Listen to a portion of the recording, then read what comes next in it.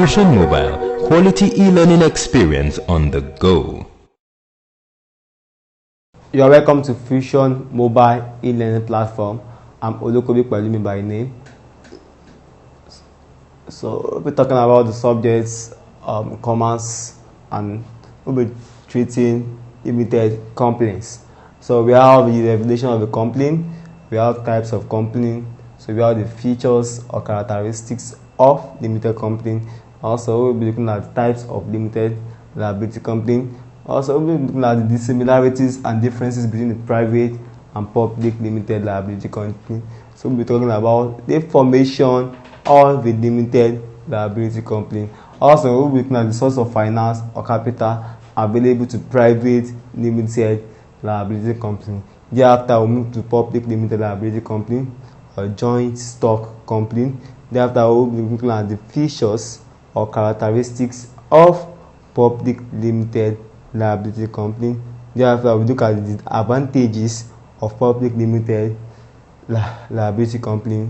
Thereafter we are going to look at the sources of finance or capital available to public limited liability company. So we are going to look at shares, raising of capital, we're going to look at stock and debentures, we're going to look at merger. Also we're going to look at liquidation or winding up. Also we're going to look at different terms that are associated with companies. So first thing, we have the definition of the company. Generally, a company has been defined as a legal person with its own personality. So it has been defined as a legal person with what? With the personality of its own. So it's usually what? A legal person or an entity formed by a number of people with some legality, with some aspect of legality, usually for the purpose of what? Carrying on economic activities, that is for the purpose of making profits. So whenever a business is formed, it becomes a what? A legal entity. It becomes a personality of its own. It becomes a personality which is different from its owner. So when talking about a company, it's a legal entity and is what? It's usually formed by a number of people, which have some special aspect of legal backing and which have the rights in carrying on an economic activity, that is business, in order to what? To make profits for its owner. So when we look at the types of company, generally we have different types of companies. So we have we'll be looking at unlimited company, unlimited liability company,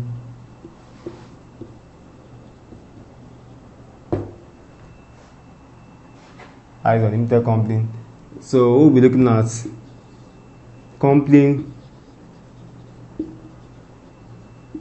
limited by shares.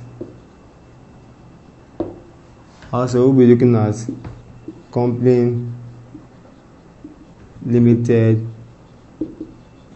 by guarantee. Okay, the first thing we have here on the board is the unlimited liability company. The unlimited liability company.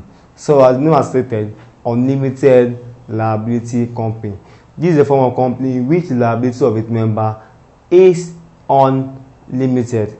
So whenever the business is unable to meet its debt with total amount of resources contributed by the owners, what will happen? The owner will have to use some of his private property or his estate to meet up the debt, or because the owner is not actually being separated from the business. So generally, unlimited liability company does not actually have a legal entity, that is, does not have a legal backing. So the business and its owner, in the face of the law, are actually taken as one. So unlimited liability, as stated, the liability of its member is unlimited. It does not have any form of limit to the liability of its member, in such a way that in the case of liquidations, the owner have to use its private properties and some of its and some of the estates in order to meet up with the debt of the company.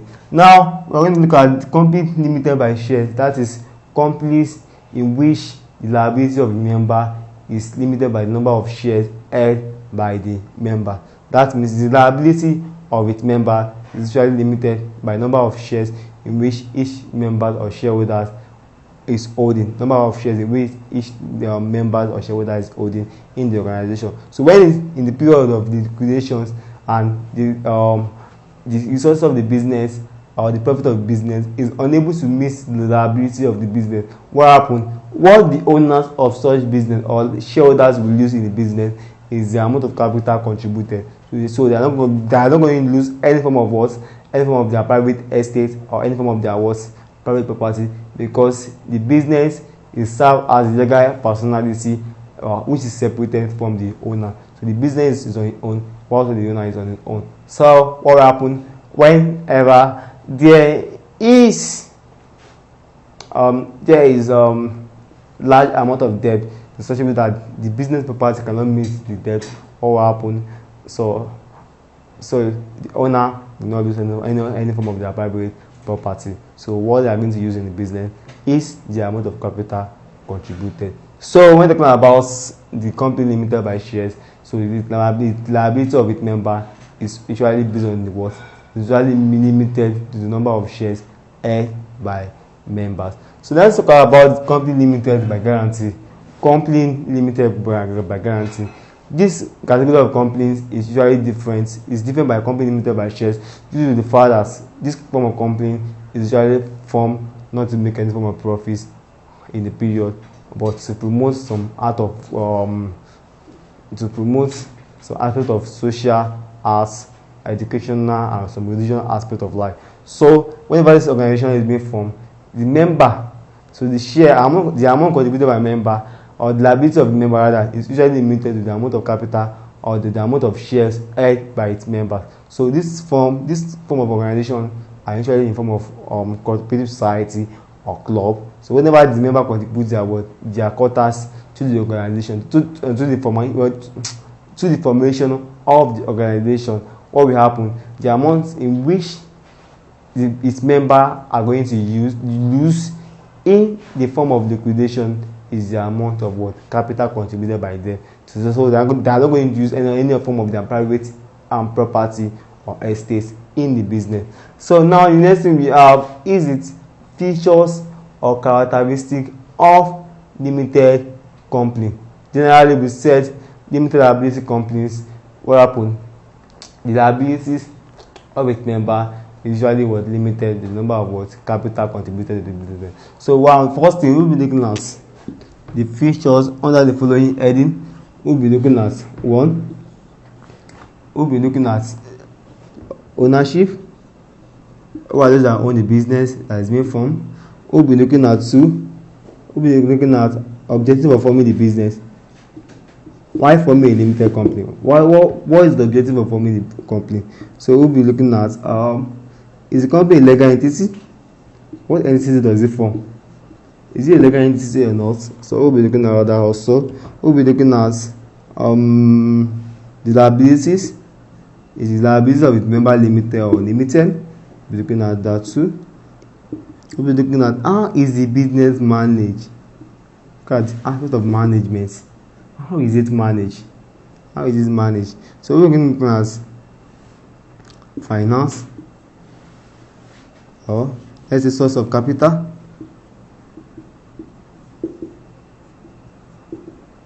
So what are those contributing to the capital of the organization? Now, first thing we have the ownership.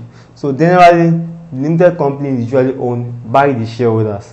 So they are the one that contributes the capital to the formation of the organization. So it's usually owned by the shareholders. So the ownership of a limited company are the shareholders which usually contribute the initial capital in the formation of the organization. Now the next thing we have is the objective. Why is the business formed? Generally, the business is formed, or the company is formed for a major purpose. That is the purpose of making profit. So it's formed to make profit for the owners, for the shareholders. Now the next thing we have is legal entity. Generally, a limited company is usually having a legal entity of its own. It maintains a legal entity of its own. So the owner is fully separated by the business. So it's fully separated from the business in the face of the law. So what happened? The law assumes that the business is the legal personality of its own, the legal person on its own, while also the owner also is also a legal person on its own, which are fully separated. So what happened? A limited liability company or a limited company maintain a legal entity, that is a legal personality of its own. Now let's talk about the liability. Generally, the liability of member of a limited company is limited. How we call it limited company? It's limited the number of shares held by members. So it's having a limited liability. Liability is having a limited liability. So whenever there's form of liquidation or winding up that is coming to an end of the business, what happened? What will the shareholder lose?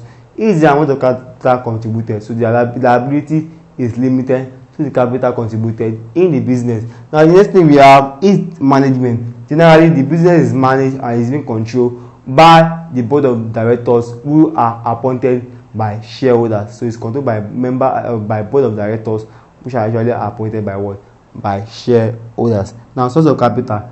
How is the capital provided? The capital is usually provided by the shareholders through the shares sold to them. So capital is provided by the shareholders, and any form of finance is usually provided by the shareholders. So we have the types of limited liability companies. Generally, we have two types of limited liability company. We have a private limited liabilities company, and we have the public limited liability company. So the private limited liability company is usually the articles of the company limit the transferability of shares of the member or the company. That is, in the company, shares are not easily transferable, and also it also limits the number of the shareholder to a minimum of 2 and a maximum of 50. That is a private limited liability company, and does not give any form of invitation to member of the public to subscribe for its shares. So members of the public are not allowed to subscribe for the shares of the company. And also, in the private limited liability companies, the interesting fact is that the name of the company must end with the word limited, and they are co-limited and so limited. So we have a lot of private limited liability companies. So any of the company in which its name ends with the word limited is an example of what? Private limited liability company. So such company is usually formed by members of for a minimum member of 2 and a maximum member of 50. And do not forget, there is no transferability of shares in the company. So if shares are to be transferred from one shareholder to another, what will happen? Other shareholders must have the knowledge of such transfer of shares. And also, in the limited liability company, members of the public are not invited to subscribe for the shares of the company. Now, the next thing is the public limited liability company. In this company, what happened? Members of the companies are usually invited to subscribe for the shares of the company, and also shares are easily transferred. That is, a shareholder can easily transfer the shares to any member or to another shareholders. And also, in a company, there is minimum member of 7. That is, in the public limited liability company, there must be a minimum member of 7, and no maximum is prescribed in its articles. So that there is no maximum. That is from 7 to infinity. And also, the name of the company must end in PLC. So it's public limited company, it's held in PLC. Then we have Zenith Bank PLC, we have Guinness PLC, we have Dangote Group PLC. A lot of public limited liability company we have in establishment. So we have basically two types of limited liability company. We have private limited liability company, and also we have the public limited liability company. Now we are going to look at the similarities and differences between private and public limited liability company. Now let's look at the aspect of similarities. Aspect of similarities. The first similarity we can see is that both are legal entities. Both private and public limited liability company are legal entities. That means the owner of the business are usually separated from the business. So the business itself maintains its own identity, its own legal personality. So the next thing is the limited liability. Limited liabilities. So that means member of the both private and public limited liability company are having limited liabilities. So we can also look at in the aspect of perpetual existence or continuity. So what happened? The business will continue to exist in the foreseeable future. Nothing is, there's a principle of going concern in the aspect of the business. So nothing is expected to be in the business to liquidation. So what happened? The business is expected to be in existence to continue in the future. So the death of any shareholders does not bring the company to an end. So we can also look at in the aspect of management. So both private and limited liability company is being controlled by the board of directors, which are usually appointed by the shareholders. So we can look at plowing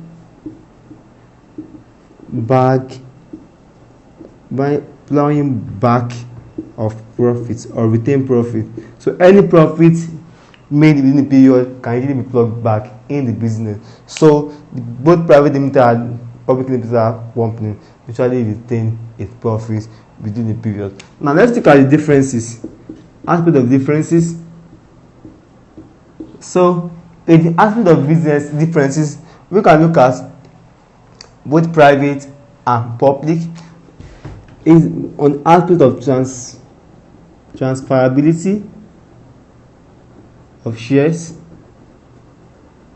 Now in the private limited liability company, we said shares are not transferable in the private limited liability company. That's a major difference. And public limited company, what happened? Shares are easily transferable. So quoted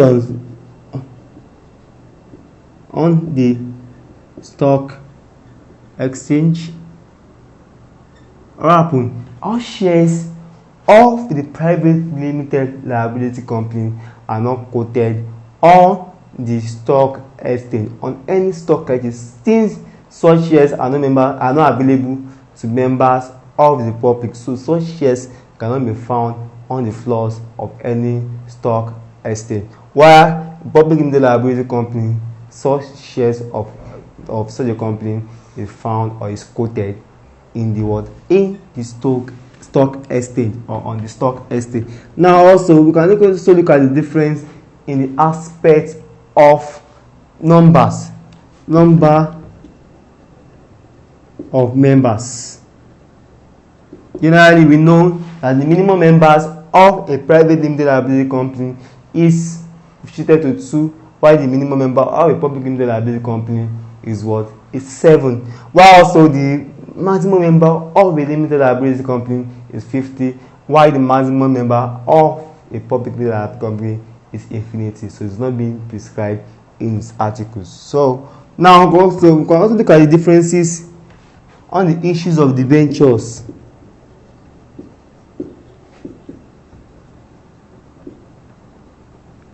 Issues of debentures. Now, private limited liability company do not usually issue debentures, while the public limited liability company usually issues debentures. So debentures are issued in the public limited liability companies to raise more capital during the period. So shares are what issues. It is usually what issues of the ventures within period. So number of shareholders, we talk about the number of shareholders, the number of members. So we say you have a minimum number of 2 in the private, I have minimum number of 50. So in the minimum number of 7 in the public. Also we have maximum of 50 in the private, I have what maximum of what infinity. So no maximum is being prescribed. We talk about the quantity of shares on the stock exchange.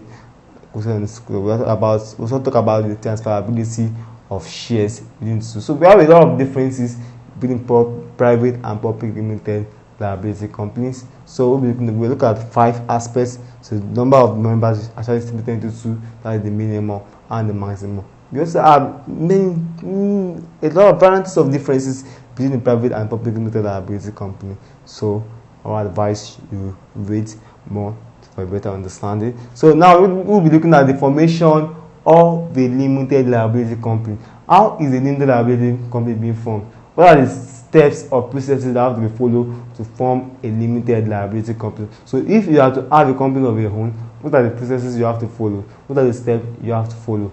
So that's what we'll be looking at now. So next on the list is the formation of a limited liability company. How is a limited liability company formed? So there are a number of steps that have to be taken in the formation of a limited liability company. So we have number 1 is to secure the service of a promoter. Number 2, different number of documents we have to be signed with the register of company, and this document includes we have memorandum of association, we have articles of association. Number 3, we have statements of nominal capital.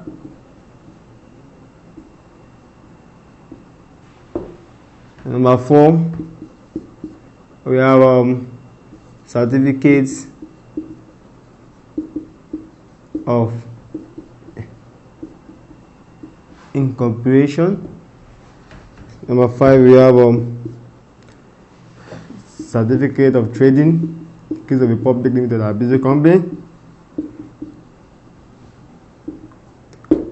So after this number of documents has been signed with the register of companies, that means the company becomes a limited liability company. So let's look at the steps. Number 1, we have the first step, which is to secure the service of a promoter. That is, a promoter have to be what? Have to be employed to unveil the process of what? Of the establishment of the company.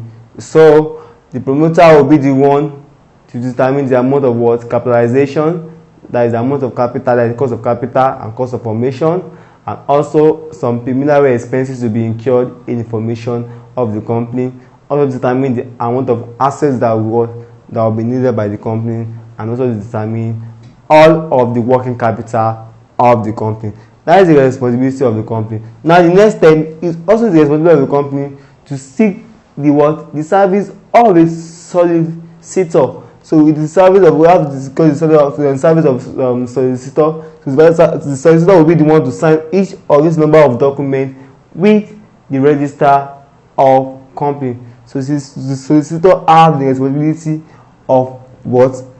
Signing this number of documents with the register of company. So we have the memorandum of association, we have the articles of association, we have the statement of nominal capital, we have the certificate of incorporation, we have the certificate of trading. Now the first one, which is the memorandum of association. So this is the document which serve as a regulation of the company as regards to its dealings with the outside world, with the public. So it is the responsibility of the promoter to secure the service of a solicitor.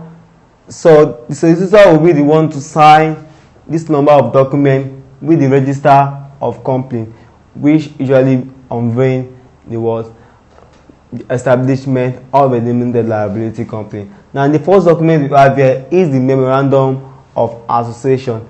This document is one of the most important documents that have the what signed with the register of company, because it shows serve as the what it shows the powers of the company and the responsibility of the company. The features or characteristics of public limited liability company. So number one, we have we have the ownership. So we have 2 is the objective of the company. We're going to look at that on this aspect. What is the objective of the public limited liability company? Why is the company formed? Is the company a legal entity? We are going to look at that too. Okay. Is it a legal entity? So what is the liability? Is the liability of the company limited or unlimited? We're going to look at that on that aspect too. Is share transferable? We're going to look at that too. Management.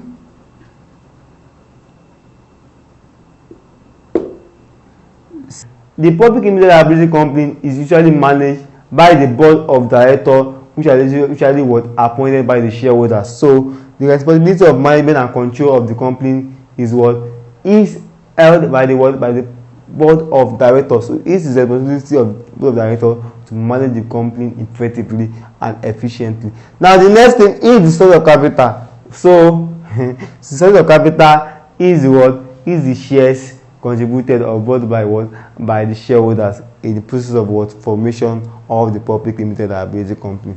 Now the next thing we have is the advantages of public limited liability company. So we are going to look at some advantages of public limited liability company, and also we will be looking at some disadvantages of public limited liability company. Thereafter, we are going to look at the source of finance or capital available to public limited liability company. So the next on the line is the advantages of public limited company. The advantages of public limited company. Look at the advantages of public limited company.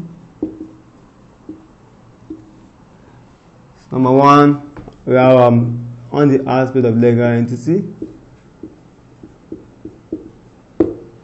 Actually, an advantage.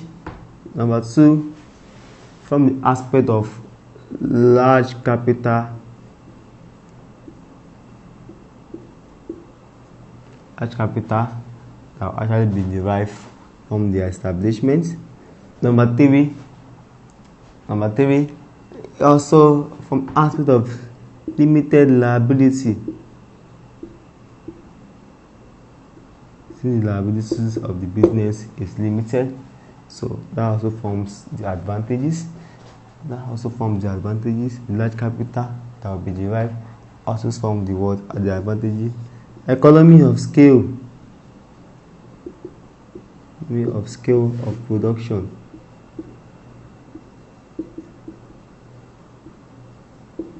So public limited liability company enjoys economy of scale of production in the process. So the next one is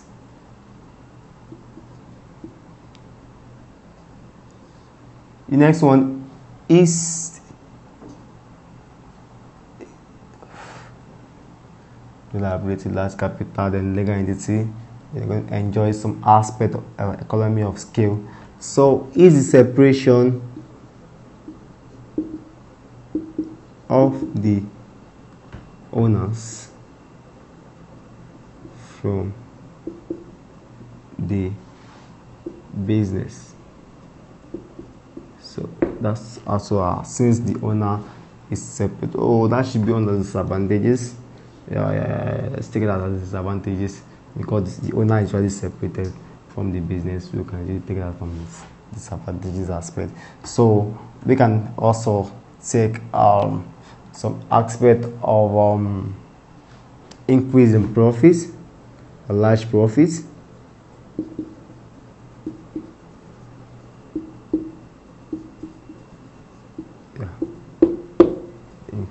in profit. So 6, we can also have transfer of shares,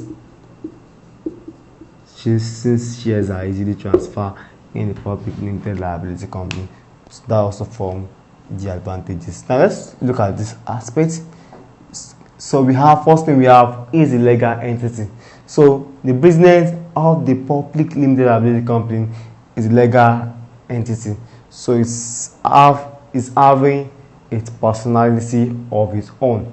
So the legal person on its own. So business can be sued and be sued. So the business is entirely different from the owner of the business.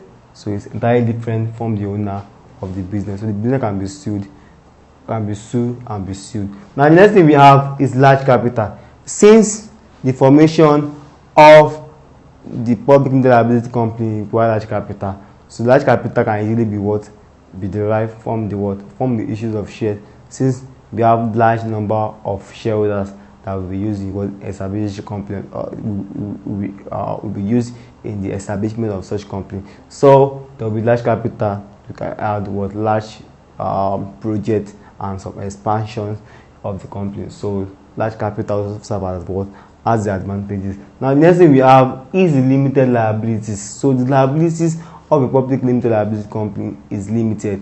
So it's usually limited to the number of shares. So that's also form the advantage of public limited liability company. Now is the economy of scale of production. That public limited liability company enjoys some aspect of economy scale of production, economy of large scale production. Since that capital will be derived from the establishment of the company, what will happen? We're going to enjoy some aspects of economy of large scale. So we're going to increase the profit of the organization and reduce the cost of production of the organization. Now is the increment in profits. What will happen? As a result of specialization and increase in expertise, and also increase in knowledge and of people in the business, what will happen? There will be an increase in profits, and also we are going to have a specialized management in the organization. What will happen? That will increase the profit of such a company. So also the public limited liability enjoys this as an advantage. Now the next thing is transfer of shares, as opposed to the private limited liability company. The public limited liability company ensures that shares are transferred from one shareholder to another without the knowledge of other shareholders. So we can look at some aspect of the disadvantages.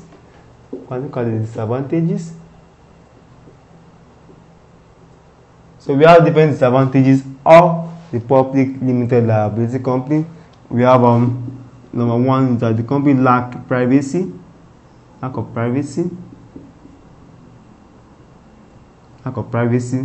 Number two is that there is large capital requirements in establishing the company.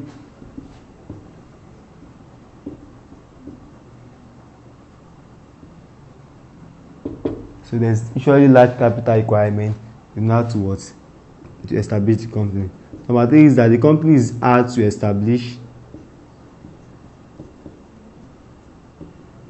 It's usually hard to establish. So establishing a public limited liability company is usually involves hard tax. It involves a hard tax to establish the business. So the next disadvantage we can also have is that the business is usually separated from the owner. So separation of the business from the owners. So number 5 is that there is no interpersonal relationship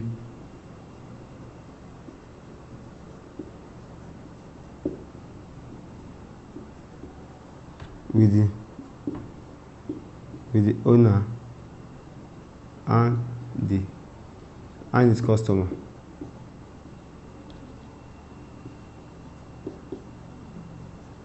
So we are going to look at, we have other form of disadvantages also, but we'll be looking at disadvantages in this aspect. So number 1, we have lack of privacy. So the public limited liabilities, since they are required by law to publish their accounts, their annual statement. So in the annual statement, what will happen? The company lack privacy. So what happened? The statement of profits, that is the income statement, statement of financial position, must be published in what? In a recognized newspaper, or in the company, in the country rather, in the country. So what happened? The opposite, the company lack privacy. So what happened? All the trading activities of the company were usually published to the members of the public. So lack privacy, that become what? A disadvantages in the face of a public limited liability company. So now the next one is large capital requirement. Forming a public limited liability company requires a vast amount of capital, very large capital, in such a way that ordinary persons cannot easily form a public limited liability company. Now, the company is hard to establish. There is a lot of formalities that in the process we look at how formation of public limited liability company. We can see how difficult it is to form a public limited liability company, because a lot of formalities and will have to be followed, and procedures have to follow, signing different number of documents, employing, securing the service of promoters and the process like that. So it's usually difficult. Now the next thing is the separation of the business from the owners. So entirely public limited liability company, the owners is usually separated from the business. The owner is separated from the business. What happened? The owner stand on his own, and also the business also stand on his own. And also the owner is not the one managing the business. What happened? Another entity is the one managing the business on behalf of the owner. That is the board of directors is the one managing the business. So the board of directors might not even manage the business in the best interest of its owner, which is the shareholder. So what will happen? That might not profit the owner of the company. So that also serves as a disadvantage to the public limited liability company. Now the next one we have is that there is no interpersonal relationship between the owner with the owner and his customer. Yeah. So the owner does not have interpersonal relationship with its customer, since the business is not being run or managed by its owner.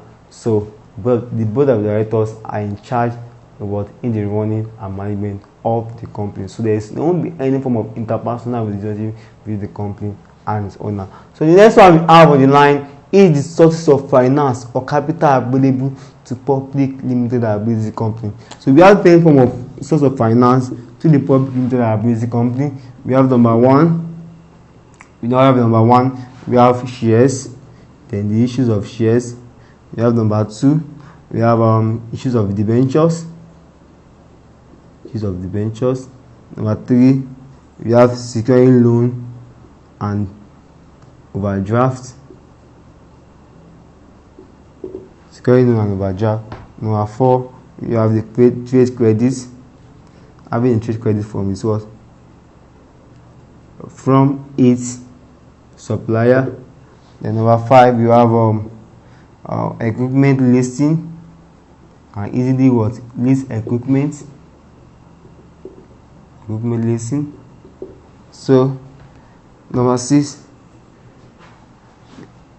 public limited liability can also have its finance from bill of exchange.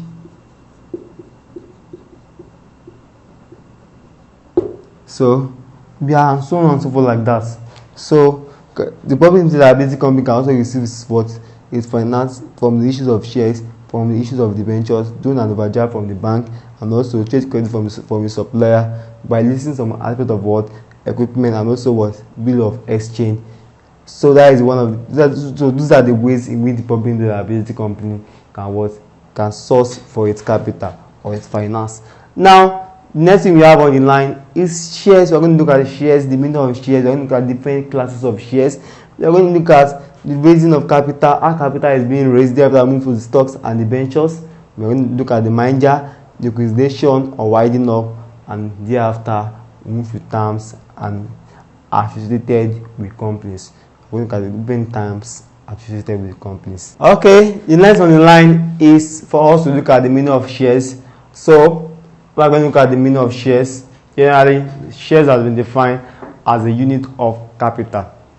So it is the interest a shareholder has in a company. So the interest a shareholder has in a company is what we term as shares. So it means dividing the capital of a company into different numerous parts. So whenever a shareholder is having the shares in the company, such shareholders become the parts of the company. They become one part of the owners of the company.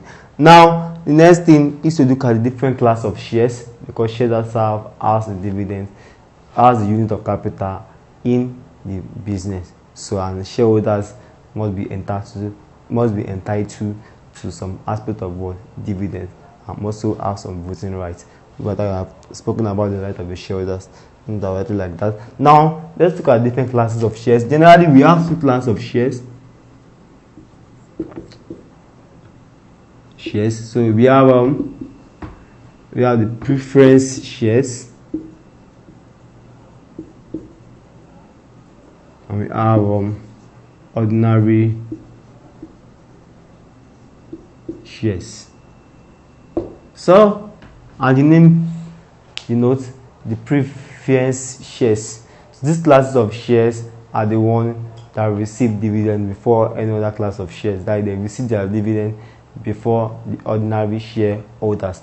And this class of shares usually have fixed rate of dividends. They have a fixed rate of dividend, and they receive their dividend before any other class of shares. And also, in form of repayment of capital, what happens? The preferred shareholders are the ones responsible to pay firstly for a payment of capital in terms of what? Liquidation.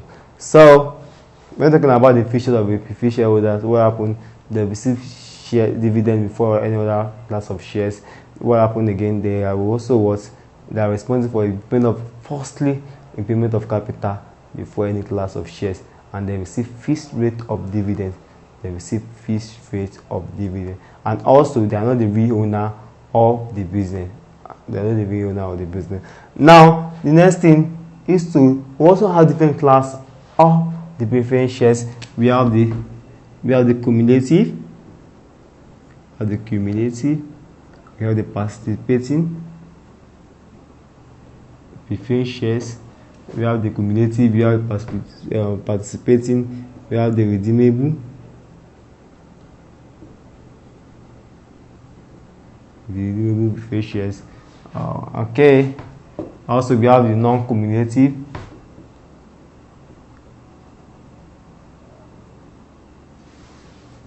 We have non-participating, and we have non-redeemable. So the cumulative preferred shares are the one. This category of preferred shares usually receive variance of dividends. It means whenever dividend is being declared in a particular year, what will happen? The dividend that is not being declared will continue to be accumulating from years to years until the company is able to pay the dividend within a particular year. So if a company should fail to make profit within a particular period of time, what will happen? And the company is unable to pay dividend within that particular year when it fails to make profit, what will happen with that year? The dividend of a cumulative preferred shareholder will be taken to the next year when the company will be able to make some aspect of profit. So it means the areas of dividend by the company usually accumulates in terms of what? Cumulative preferred shares. So this means in the non-cumulative preferred shares, there is no areas of dividends. There is no accumulation of dividend in the period. If the company did not fail to make profit during that period, the dividend and the company is unable to pay dividend within that period, what will happen? The dividends of the non-cumulative shareholder will not accumulate within the period. So there won't be payment of areas of dividend within that period. Now is the participating. So this category of preferred shares, participating preferred shares, usually receive some aspect of aspect of profits. So they have the right to share some certain amount of profits of the company after all class of shares have been fully settled. So if all other preferred shareholders have been settled, so the participating preferred shares also have the right to participate in the share of profit with the ordinary shareholders. So the non participating is the opposite of participating. Now the next thing is the redeemable preferred shares. Now this class of preferred shares can easily be redeemed within a particular period of time. So they receive dividend before all others form of preferred shares. And this preferred shares, do not forget, they can be redeemed within a particular period of time. And again, what happens? They are usually used in financing large capital projects in the organization. So a non-redeemable is the opposite of what? Redeemable. Now the next thing, let's talk about the ordinary shares. This category of shares is called the equity shares. Is the equity, and any of shareholders that have these shares are the real owner of the business, and also they are called the risk bearer. They are the risk bearer of the company. So ordinary preferred shares do not receive dividend. So they receive last dividend. They receive their dividend after all other form of shareholders have been settled. So they are the risk bearer in the business, and they are the what they are called equity shareholders because they are the real owner of the organization, of the company. So now talk about the ordinary shares, which is the equity shares. So we have two types of ordinary shares. We have the founder shares and let's talk about the preference ordinary shares. We have the preference ordinary shares and we have deferred ordinary shares. So the preference ordinary shares, this category of ordinary shares have preferences in the distribution of dividend over all other ordinary shareholders. So it means this category of ordinary shareholders will receive the dividend before any other ordinary shareholders. So we have deferred ordinary shares. So the deferred ordinary shares are usually available to the founders and promoter of the company. So the remnants of the profit of the organization will then be distributed as dividend to the founders and promoters of the company. Now we are going to look at the raising of capital. How capital is being raised in different forms, which capital can be raised by a company. We have different forms which capital can be raised. Capital can be raised, number one, through prospectus. Capital can be raised by offer for sale. By offer for sales. Capital can be raised by placing such shares. By placing. Capital can be raised by right issues.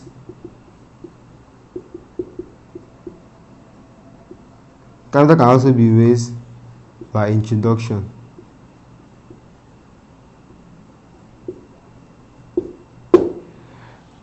So the first one we have is the prospectus. So generally, the register of company mandates the company through its formation. Whenever the company is to be formed, there must be a document that must be attached in the process of formation, which is the prospectus. So the prospectus serves as an advertisement, so which invites the public to subscribe for the shares of the company. So it's an invitation of the public to come and buy the shares of the company. So it serves as an invitation. So a company issuing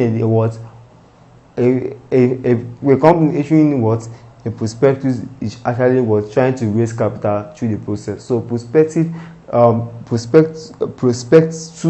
can actually be issued to raise capital.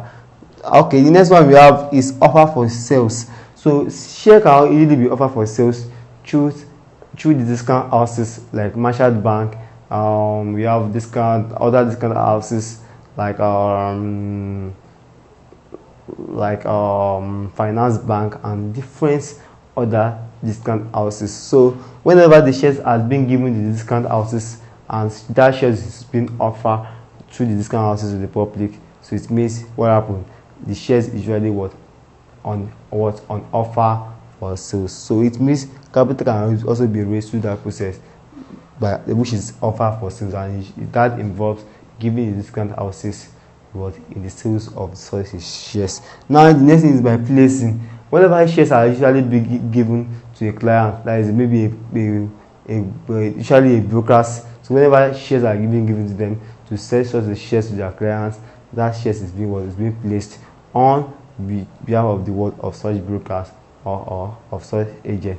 So share can also be capital can also be raised by placing such shares, that is brokers and other agent. Now the next is the right issues. Share can also be capital can also be raised by issuing shares to existing shareholders. So whenever the shares are issued to existing shareholder and in proportion to their capital or preferential treatment, what happens, that becomes right issues to shareholders. So it is the right of all shareholders to enjoy some aspect of right issues. Now the next is by introduction. Share can also be issued through introduction, introducing the shares to the stock exchange. So whenever the shares is in the stock exchange, the member of the company can easily subscribe for the shares through the stock exchange. So these are the processes in which the company can easily raise capital. Now let's talk about the stock and the debentures. We're going to talk about stock and the debentures. Let's look at this word stock and debentures. Stock generally. So stock and debentures.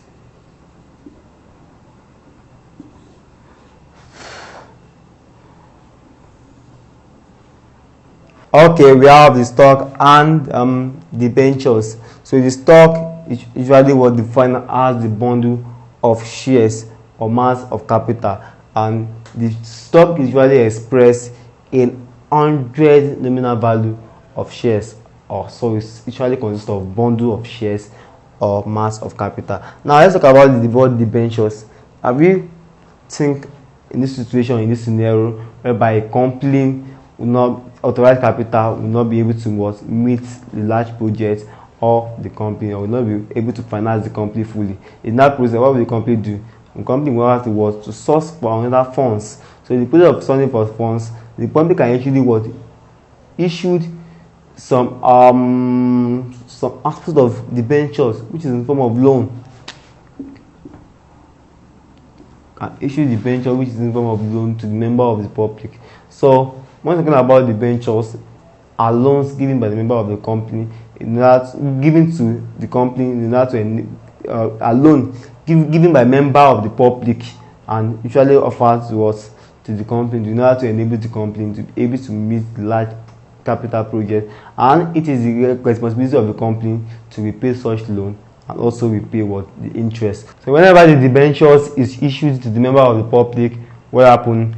The public becomes the creditor of the company.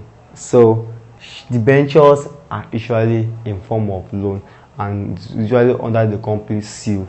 So it is the responsibility of the company to pay the capital, the debenture, that is the loan, and also it pay some aspect of fixed interest which attached to such a loan.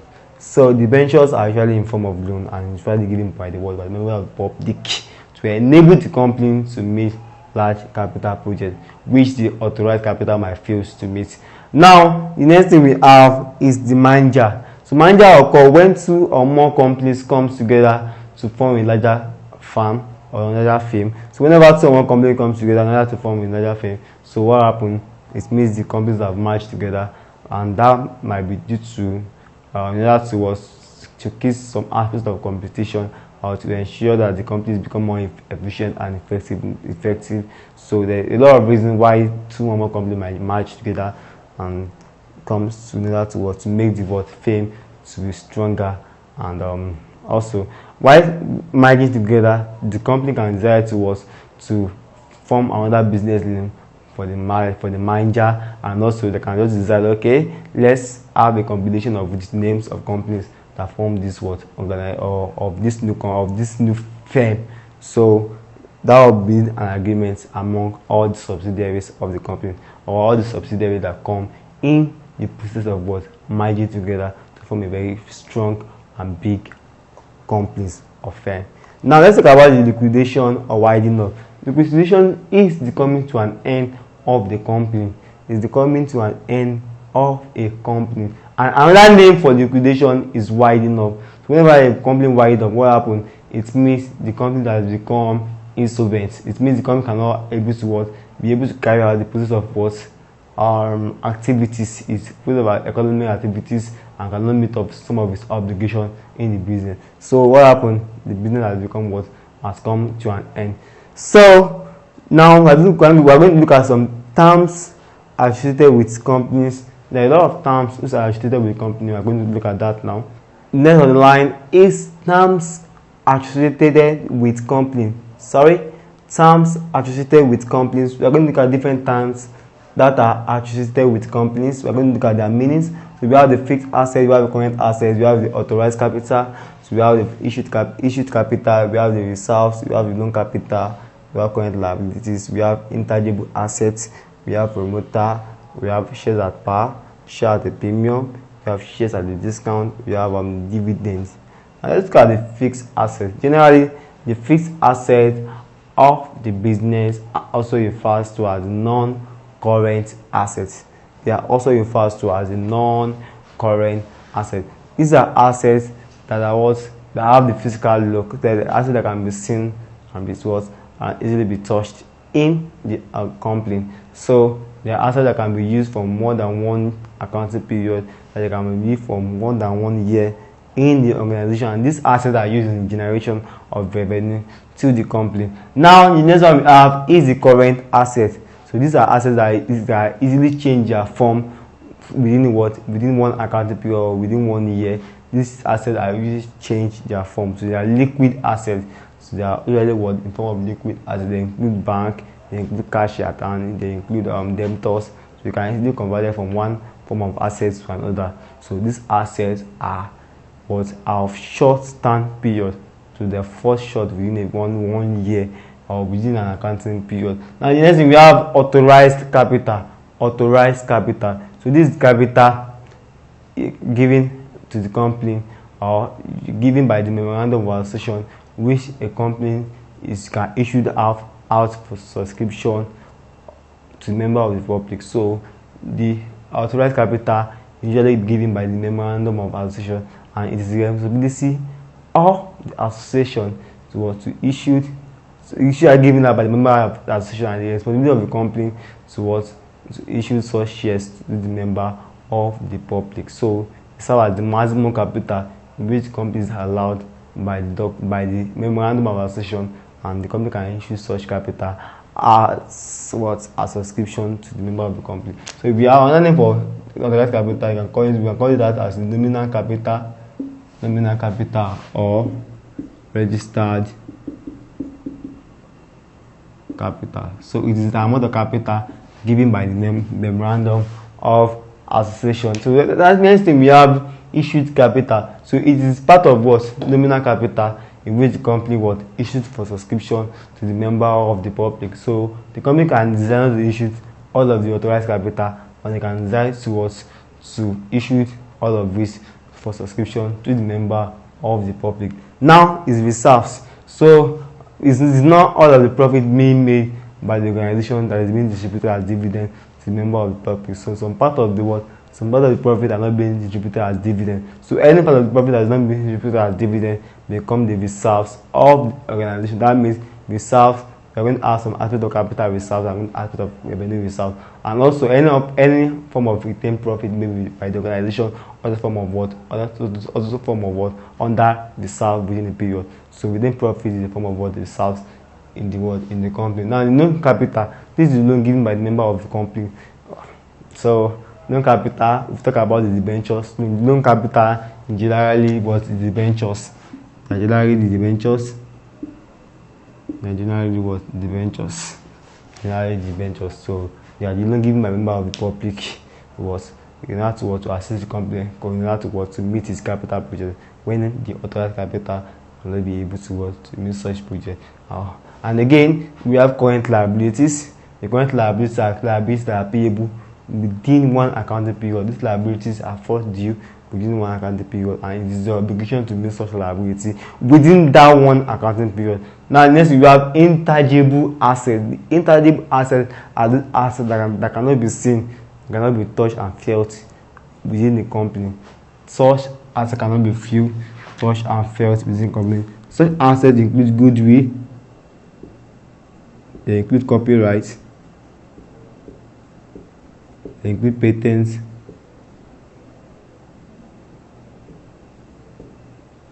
etc. So those are intangible assets within the organization. Now the next thing, we have promoter. So as said earlier, the promoter will be the one to be responsible for the determination of the cost of capital, cost of formation of the limited liability company, and also the assets will be bought, and also what happened. He will also be the one to be responsible for determining the working capital of the company. So it is usually what employed by the company in the process of formation of the company. Now the next thing, we have shares at par, share at premium, share at discount. When a share is being issued at par, it means the price even the share is being issued is equal to the nominal value of the share. So it means the issued price of the share is equal to the nominal value of the share. And if it is issued at what? At a premium, it means the issued price of the share is greater than the nominal value of the share. And if it is issued at a discount, it means the issued price of the share is less than the nominal value of the share. Now we have dividend. So if the company makes a profit within a particular period of time, this profit, some part of the profit or all of the profit will be divided or distributed as dividend to the member of the company, so or to the shareholder. So it is the interest the shareholder has. So whenever the profit, so it is profit, it is part of the profit made by the organization that is distributed as what? To the shareholder. So dividend is part of the profit made by the company, which are divided as what? As which are divided or distributed to the shareholders. So that's what we term as dividend. They form part of the profit of the organization, and such profits are divided or are distributed to shareholders within the period. So in this term, which are still with the companies, we talk about the fixed assets, we talk about the current assets, we talk about the authorized capital, which can be called the nominal or registered capital, we talk about the issued capital, we talk about the reserves, we talk about the no capital, which is debentures, we talk about the current liabilities, we talk about the intangible assets, which are in form of goodwill, copyright and patents. We talk about the promoter, which actually think of the cost of formation of a company. It thinks of amount of assets to be acquired by the company. It think of total amount of working capital that will be created in the establishment of the company. We also talk about share issued at the par, share issued at the premium, share issued at discount. Lastly, we talk about dividend, which is part of the profit which are distributed to the shareholders of a company. So dividends are usually given to the shareholder of the company whenever the company make a profit in the period. So this is all about limited companies. Also, if you have any confusion as regards this topic, do not hesitate to play the video, and again some questions will be displayed on your screen. Just do it to be able to answer such a question. Thank you.